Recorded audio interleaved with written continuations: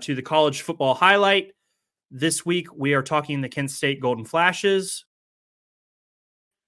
Kent State, the Golden Flashes, for whatever reason, Jordan, I just love that name. It's just such a cool name for a team.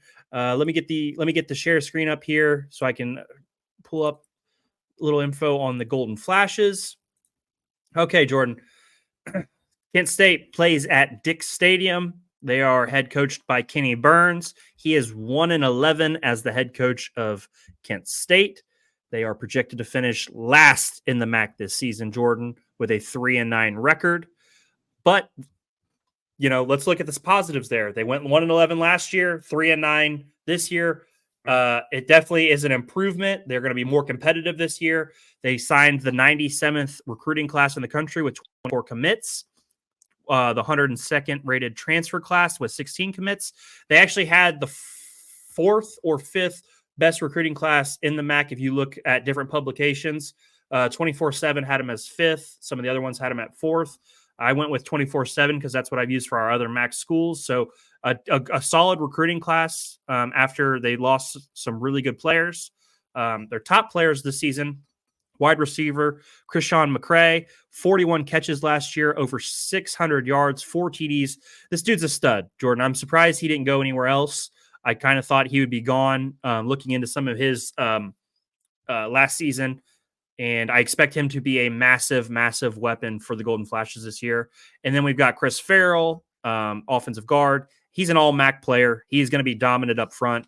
The MAC has some really damn good offensive linemen. As we continue to get into the MAC and dive a little deeper, these guys have some damn good offensive linemen that are probably going to end up playing on Sundays. So an all-MAC player and definitely will be in consideration for the best lineman in the conference. And then we've got Stephen Daly, a good pass rusher, a guy who is a really good tackler for the D-line position.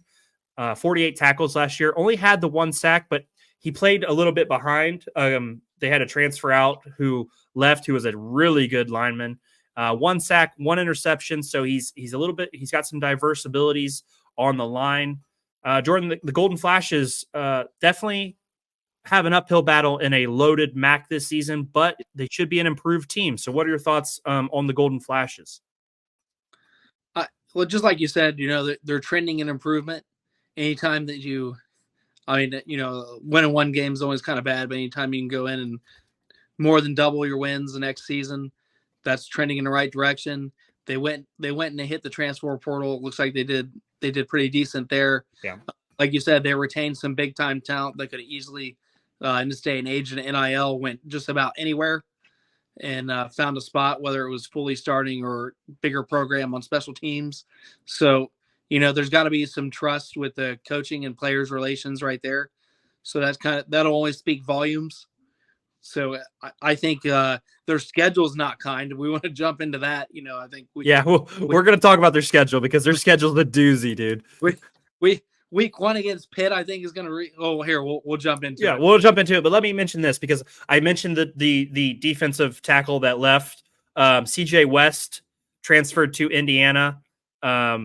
He was 18 tackles for loss, 7 sacks, 109 tackles over the last 3 seasons. He was definitely eating up the offensive lineman last season for Golden State or the Golden Flashes. And then their top transfer in Jordan, Dallas Branch, a corner from San Diego State. Yes.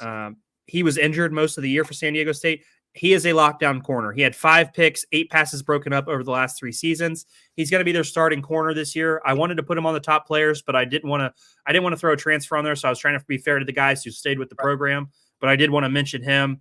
And then they have an interesting situation at quarterback. They have Tommy Yotalski. He's a sophomore, or they have JD Sherrod. Both guys are going to be in contention. A lot of people think Tommy Yotalski is going to be the starter. We will see how that goes, because if he doesn't turn over the ball, he is a solid quarterback. But he has good weapons at receiver. It's not just McCray. They've got a transfer in who's also going to be talented. So there are some pieces at Kent State. They are building and improving. But like we've talked about and like we've seen with a lot of the other MAC teams, Jordan, If you play well in the MAC, you're going to move on to a bigger conference and you're going to go play bigger football. And that's just the facts. I mean, I don't think that's, to discredit the MAC. I think that's, if anything, that's a compliment that they're molding and building good football players who are going to go on to the next tier of football. And we've definitely hinted on that before, but some good football is being played in the MAC this season. So again, rivals, Akron, Bowling Green. Let's take a look at their schedule, Jordan, because their schedule, like you just mentioned, what's up with these MAC schedules, Jordan? We've looked at all these MAC teams, and they're all scheduling Big Ten teams, SEC teams. They're absolutely going for it in terms of the scheduling, Jordan. So, like you said, they're starting at Pitt, right? Then they pick up a win against St. Francis.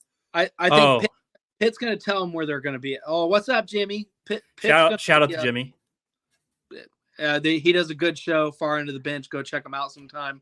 I think Pitt's going to be their measuring stick on how they do in MAC play. In my opinion, I think Pitt's more like a realistic guy, realistically, to see kind of the measuring stick of where they're at. Yeah, for sure. At Pitt, it's still going to be tough. Then they play St. Francis. That'll be a win. Then they go at Tennessee. That's going to be an uphill battle. That's a tough damn game. And then they go at Penn State to follow it the next week. Whoever did the scheduling for Kent State, the ball's on that guy. The balls, because that's a damn hard schedule. Shout out to Kent State for making that schedule. And then they got Eastern Michigan, Ball State, Bowling Green, Western Michigan, Ohio, Miami, University of Akron, and then they got Buffalo. Buffalo to close out the year. That's two potential big wins there to close out the year. So maybe Kent State gets to 4 wins.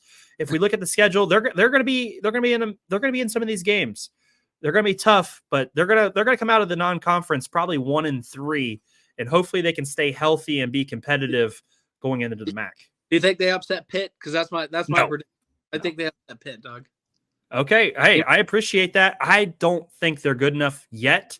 If we give this staff another year, maybe they can pull off an upset next year when we do this again. But as of right now, I think that's still very far-fetched.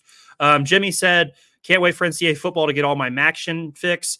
Jimmy, hopefully you get a PlayStation 5 so you can compete with me and Jordan. Yes. We always start with Ball State and Akron, so we would love to have you in a dynasty with us. And that goes for everybody. If you want to join a dynasty with us, that would be huge. We cannot wait for NCAA football. But damn, does the MAC go out and schedule some hard games, Jordan? Quick shout out to everybody. We have 200 people watching the stream live right now. That is a massive, massive number for us. Thank you all so much. It means the world to us. You guys do not understand how important that is to us and how much that means to us. Thank you for all the interactions recently on Twitter, on YouTube, on Facebook. We love our interaction. On TikTok, we're doing much better on TikTok. So thank you. It really does mean a lot. Thank you for watching the show. We're trying to put out the best product we possibly can for you all. So thank you for rewarding us with your viewership. But Jordan, that is our college football highlight. You think Kent State? So what's your prediction for their record before we go? Paul, if you think they beat Pitt, how many? You got to think they got 4 or 5 wins then. I think they squeak 5. I think they get 2 wins at the year there. I'm gonna go out on the limb. I'm gonna say 4. They are projected to win 3. I'm gonna go 4, and that's because I think they upset a MAC team. That is a gauntlet in their non-conference, and I love the hell out of the MAC for putting their nuts on the table and say we're scheduling the big boys and we're coming out to play. So very exciting about the MAC this year. This is gonna be the most invested in the MAC we've ever been.